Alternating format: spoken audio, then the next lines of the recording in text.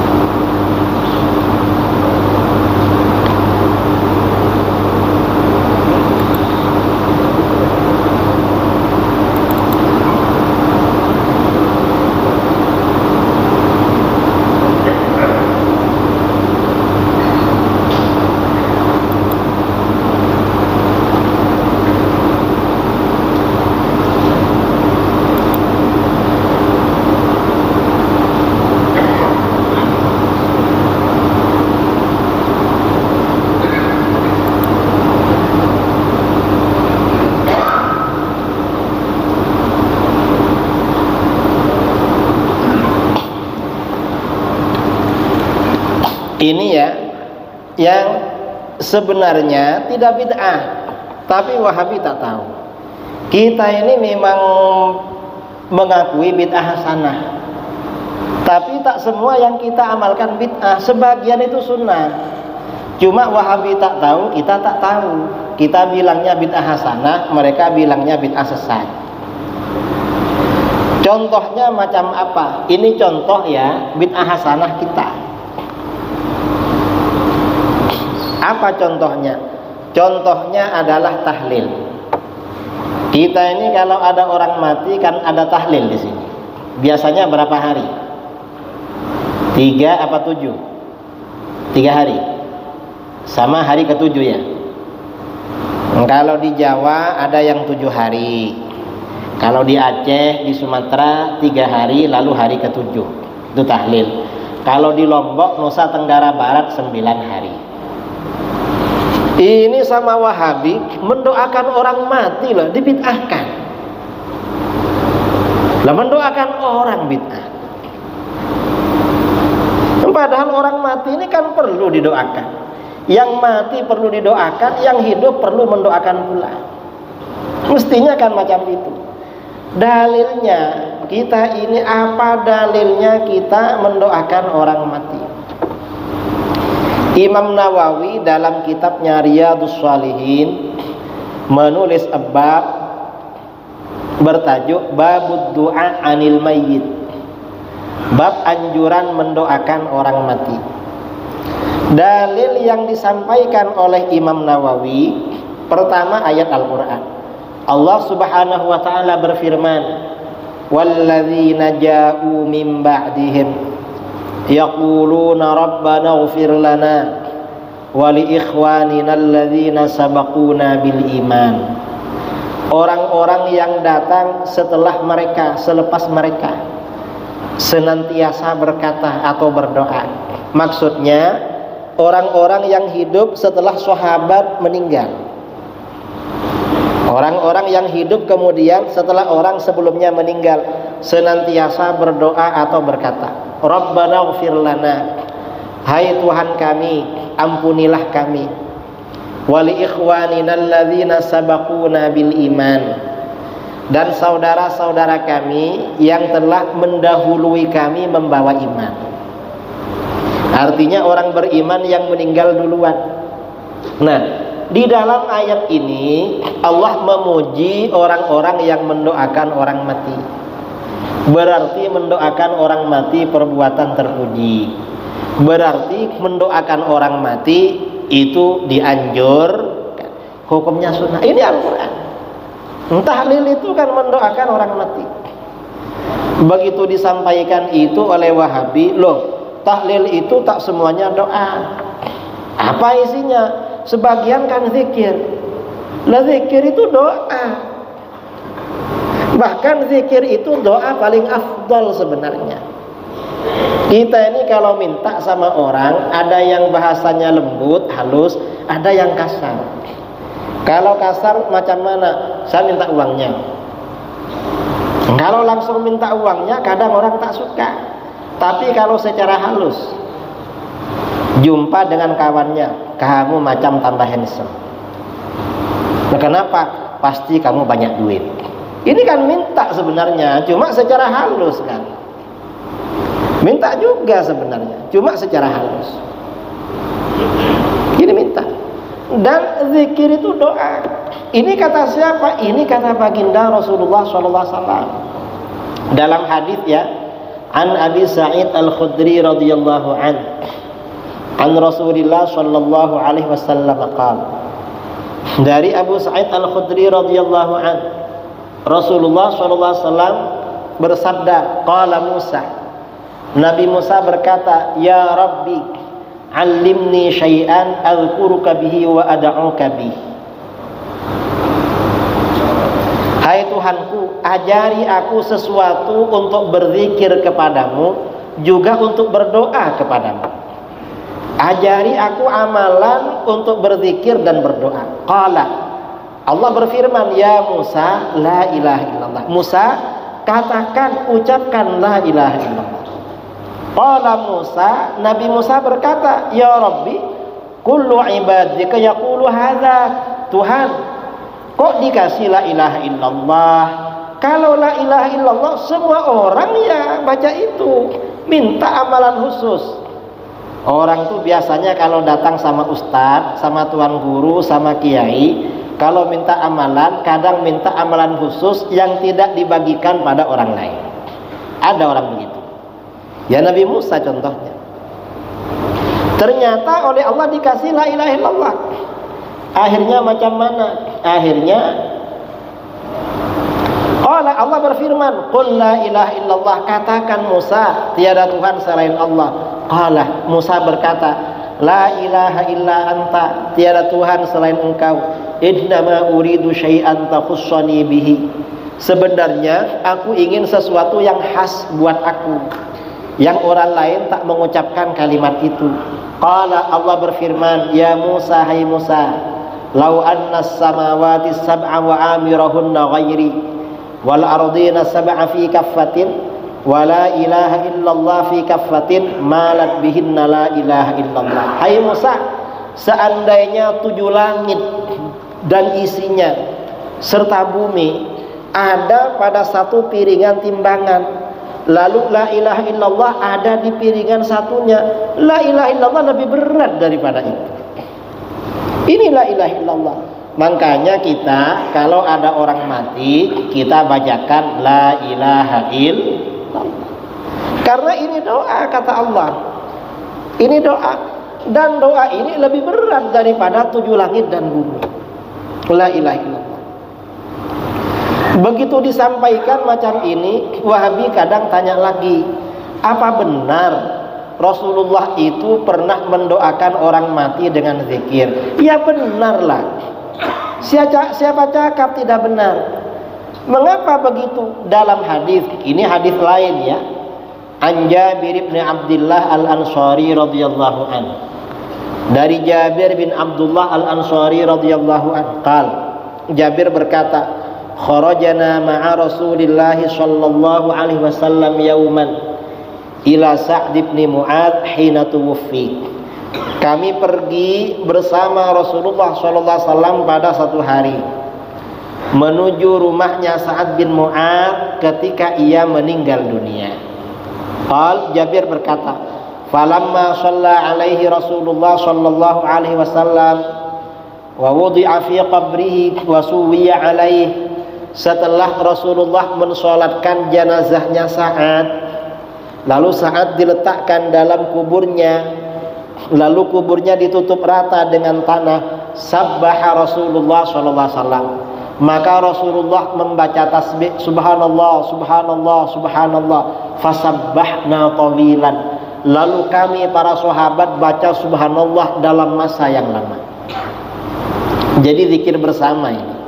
Thumma kabbara, lalu Rasulullah baca Allahu Akbar, fakabbarna, kami baca takbir pula. Setelah selesai Rasulullah berhenti, fakil, Rasulullah ditanya, ya Rasulullah, lima sabbahta thumma kabbarta. Hai Rasulullah, kenapa engkau baca subhanallah dan baca Allahu Akbar? Apa jawaban Rasulullah? Rasulullah menjawab, laqad tadayaqa ala hadzal 'abdi shalihi qabruhu hatta farrajahu Allahu an. Sungguh hamba Allah yang soleh ini tadi benar-benar dihimpit oleh kuburannya, dijepit oleh kuburannya. Karenanya dibacakan zikir sehingga Allah melepaskannya dari himpitan kubur. Nah, berdasarkan hadis ini, zikir yang kita baca untuk orang mati itu bermanfaat dan ada tuntunannya. Ya, ini baginda Rasulullah SAW. Ini oleh para ulama kita, bacaan hadis ini dibuatkan dalam bacaan tahlil. Dalam hadis lain hampir serupa ya. An Jabir radhiyallahu anhu qala, Jabir berkata, lamma mata Sa'dun, ketika Sa'ad bin Mu'adz meninggal dunia, syahida Rasulullah sallallahu alaihi wasallam janazatahu.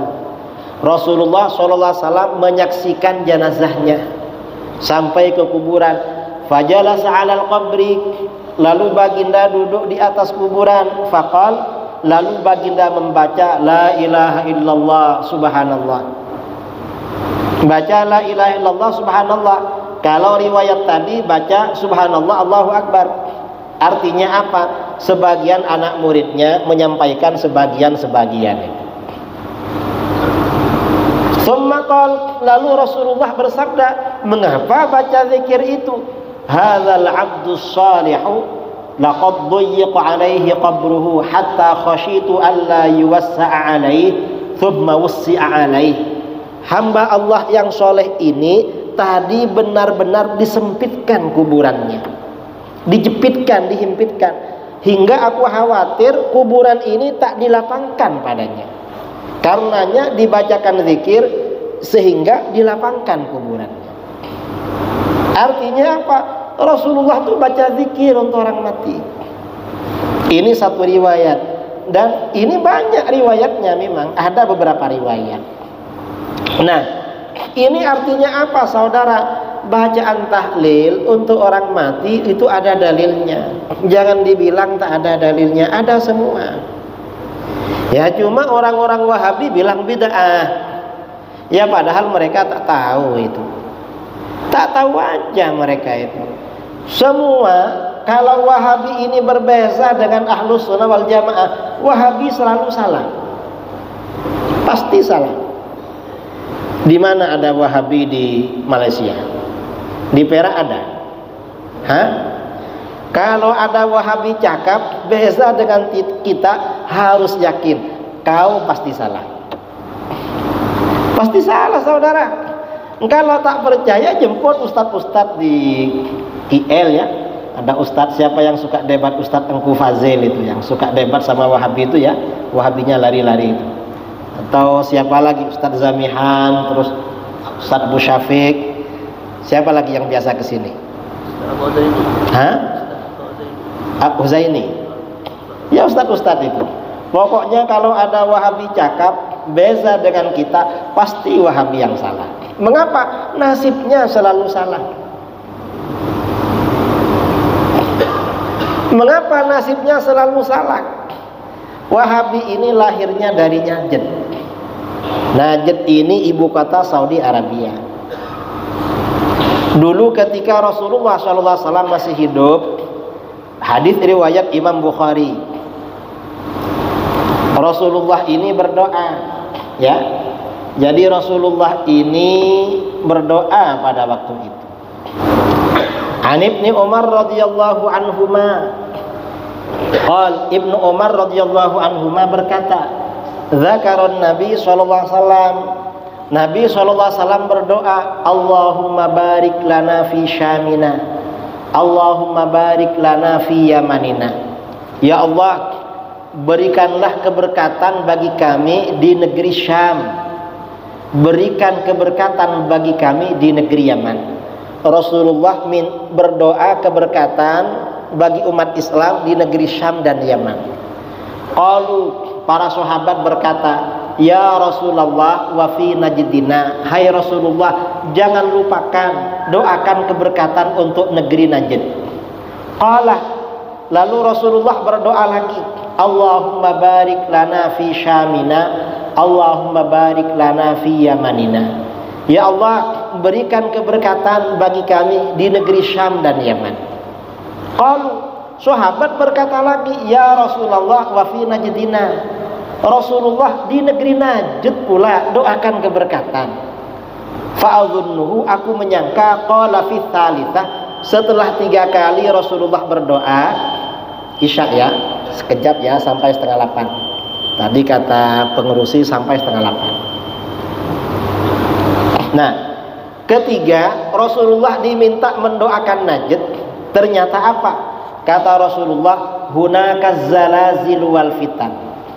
Di Najd itu akan banyak kegoncangan dan fitnah-fitnah. Banyak goncang. Mengapa? Di situ dulu awal-awal Islam tumbuhnya nabi palsu di Najd itu. Dan banyak fitnah-fitnah. Kalau Syam dan Yaman oleh Rasulullah didoakan keberkatan. Karenanya ulama-ulama Yaman datang kepada bangsa Melayu diislamkan.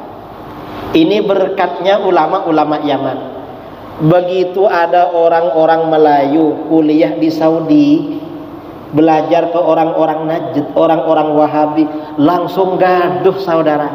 Benar-benar fitnah memang, tak ada berkah. Kemudian wabiha yatlu'u qarnus syaitan. Ini sabda Rasulullah, dan di Najd ini akan muncul tanduk setan. Siapa tanduk setan? Wahabi.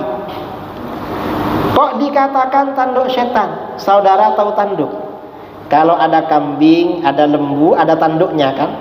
Biasanya kalau marah sama orang atau marah sesama kambingnya, kan tanduknya yang dibuat dorong. Kuat itu. Artinya apa? Wahabi ini tanduknya setan, kekuatannya setan. Maksudnya macam mana? Setan ini kan mengajak orang untuk tidak beribadah. Wahabi ngajak juga, cuma Wahabi lebih kuat. Kalau kita ini misalnya sholat, kadang-kadang dalam pikiran waktu sholat di masjid, nanti lepas salam segera turun ya, tak payah mikir. Begitu selepas salam, kadang mau turun tolah-toleh. Karena tak ada yang turun, akhirnya dia ikut zikir. Karena zikirnya berjamaah. Tak begitu kuat setan ini. Inna kaidas syaitan kana dha'ifa. Tipu daya setan itu lemah. Kalau Wahabi sama dengan setan. Wahabi apa? Zikir berjamaah lepas sholat haram bid'ah. Nah, kan sama dengan setan tadi, nyuruh turun kan. Cuma bedanya kalau Wahabi, kalau tanduk setan bilang bid'ah, haram. Loh, macam mana haram ini? Kita ini kan ingin masuk surga dapat pahala, malah haram, akhirnya turun. Sebenarnya sama. Ini tanduknya saudara, tanduknya setan. Atau misalnya sholat malam. Sholat malam, apakah itu sholat tarawih atau sholat tiap malam di luar Ramadan? Mau sholat 20 rakaat, 40 rakaat, 100, 200, tak apa. Tapi setan macam mana? Jangan banyak-banyaklah sholat malam. Atau nanti tengah malam pukul 3 bangun. Pukul berapa? Masih pukul 3. Kata setan, tidur lagi lah. Masih pukul 3, masih lama subuh. Tuh selimutnya diambil selimutnya. Nanti sholat sekejap. Nah setan ini sama dengan dia. Apa kata dia? Sholat malam tak boleh lebih dari 11. Lebih dari 11 hukumnya haram dan bid'ah. Lebih kuat saudara daripada setan, karena dibilang bid'ah. Ada zikir bersama macam tahlilan. Kalau setan tuh senang tahlilan tak lama-lama. Setan bisik-bisik sama imamnya yang pimpin tahlil, jangan banyak-banyak tahlilnya, kasihan jamaah. Kan macam itu kan, jangan banyak-banyak tuh jamaahnya, coba tengok-tengok, jamaahnya dah penat, dah capek, jangan banyak-banyak. Akhirnya imam tahlilannya tak panjang tahlilannya, karena dibisiki setan. Wahabi lebih kuat lagi bisikannya, tahlilan bid'ah haram. Akhirnya tak tahlilan, makanya dibilang tanduk setan. Assalamualaikum warahmatullahi wabarakatuh. Jamaah dimanapun berada, kenal dengan guru kita semua Al-Mukarram Ustadz Kiai Haji Muhammad Idrus Ramli, Singa Aswaja, Ahlus Sunnah wal Jamaah, mempertahankan akidah Asy'ari, fikih, Syafi'i, tasawuf, Sunni, Imam Abu Hamid Al-Ghazali. Beliau tidak bisa berkeliling Indonesia dengan segala keterbatasan usia, kesehatan, dan lain sebagainya. Alhamdulillah ada orang memberikan wakaf tanah di Kerumutan, Kabupaten Pelalawan, Provinsi Riau. Tanahnya Masya Allah luas. Saya sudah datang, saya ikut peletakan batu pertama. Mari kita support pembangunan pesantren Al-Hujjah yang dipimpin langsung oleh Ustadz Kiai Haji Muhammad Idrus Ramli.